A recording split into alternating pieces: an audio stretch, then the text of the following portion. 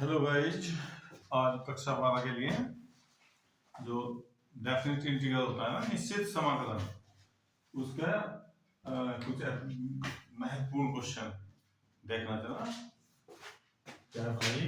ये इंटीग्रेशन 0 से pi by 2 log sin x dx equal to इतना प्रूव करने को जा सकता है, और कम से कम 4 नंबर मान लो, आप 400 ऊपर भी हो सकता है, ऐसा कुछ नहीं भाई। अब देखो भाई, इसे कैसे करेंगे? log का इंटीग्रेशन जानते हो आप? log का इंटीग्रेशन नहीं पता होता, कुछ भी हो इंटीग्रेशन के अंदर log x आ जाए तो into 1 और dx, इसे फर्स्ट ही मानना पड़ता है। log जब आ जाता है ना, इसको क्या होता है, फर्स्ट मान के कर सको आप, इंटीग्रेशन नहीं तो नहीं कर सकते आप, फॉर्मूला ही नहीं है इसका। अब क्या करेंगे इसको? अब ये देखो, इनको दे रखी इंटीग्रेशन आपको, तो इसे आप इक्वेशन 1 मान लो, आप जो अपना क्वेश्चन है तो 1 मान लो। अब क्या करेंगे? डेफिनेट इंटीग्रेशन का रूल है अपने पास कि अपर लिमिट में से इसको अगर घटाएंगे तो इसका इस पे कोई प्रभाव नहीं पड़ता। dx कभी भी आप अपर लिमिट में से इसे घटा सकते हैं।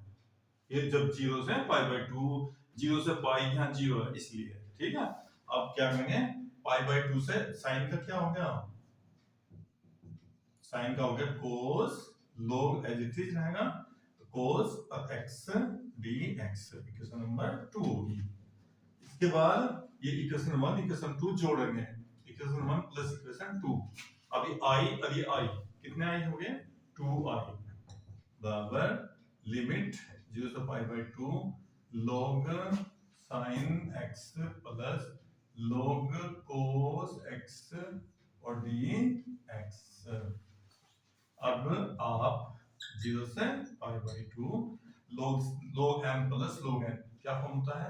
log m plus log n is equal to log m into n, तो m n ये रहा, तो log sin x into cos x dx। अब ये हम क्या प्लानिंग क्या हमारी, ये क्वेश्चन यहाँ ये i के इक्वल बन रहा है यहाँ i। अब देखो साइन कोस आ गया, अब है साइन, तो आप क्या करेंगे? 2 से मल्टीप्लाई, 2 से डिवाइड। अब ये क्या बनेगा फॉर्मूला आपका? 0 से पाई बाई 2 ये 2 sin x cos x क्या बन गया? log sin 2x dx, जो अपॉन में 2 ये माइनस log 2 और dx limit as it is, ठीक है। अब इसका तो आप कर दोगे भाई, देखो log 2 और इसका हो गया x कांस्टेंट का log। अब ये आपने क्या करा? log 2 और ये हो गया पाई बाई 2 माइनस 0। अब ये log पाई बाई 2 और log 2, ये तो आंसर आ गया भाई, ये तो देखो आंसर आ गया जो आपको प्रूव करना था, माइनस पाई बाई 2। अब इसे कैसे खत्म करेंगे? इसका जैसे भी हो, अब इसे i में कन्वर्ट कर दो, ये 2i है ना, इधर देखो क्या लिखा? 2i, ये i बन के ना इधर आ जाएगा। अब कैसे कन्वर्ट करनी है, ये इंपॉर्टेंट है भाई। तो यहाँ 2x देखो, और यहाँ क्या लिख रहा आपका x, तो इसे पुट कर दो, पुट t बराबर 2x dt बराबर कितना हो गया? 2dx, ठीक है। अब देखो भाई, यहाँ क्या हो गया अपना, ये इसमें जोड़ लेना आप 0 से, अभी log 2x तो t हो गया, तो sin t, और ये dx हो गया dt, लेकिन 2 नहीं है ना, देखो यहाँ 2, तो 2 कहाँ जाए? नीचे, अपॉन में, तो 1/2 यहाँ ले आएंगे। ये वैल्यू कहेंगे है x की, लिमिट कहेंगे होती है x की। अब मैं कहें की वैल्यू चाहिए यहाँ, लिमिट t की वैल्यू चाहिए, तो x की वैल्यू यहाँ 0 रखो, जब 0 कहेंगे x की वैल्यू, तो t का वैल्यू कितनी हो जाएगी? 0। और जब आप यहाँ पाई बाई 2 रखेंगे, देखो भाई पाई बाई 2 रखेंगे, 2 से 2 करते कितना आ रही है लिमिट, कितनी आ रही है यहाँ? पाई। अब देखो भाई, ये लिमिट होगी थी अपनी, अब लिमिट 0 से होगी पाई, क्योंकि इसमें क्या हो, इसमें एक फॉर्मूला होता है 1/2 0 से पाई, आप चाहो तो ये t रख लो या x रख लो, इससे हमें कोई फर्क नहीं पड़ता, चाहे आप t लिख लो dt, फिर क्वेश्चन वही x dx, limit same, question फिर वही, इससे कोई दिक्कत नहीं है बिल्कुल भी। अब इसे कैसे करें भाई?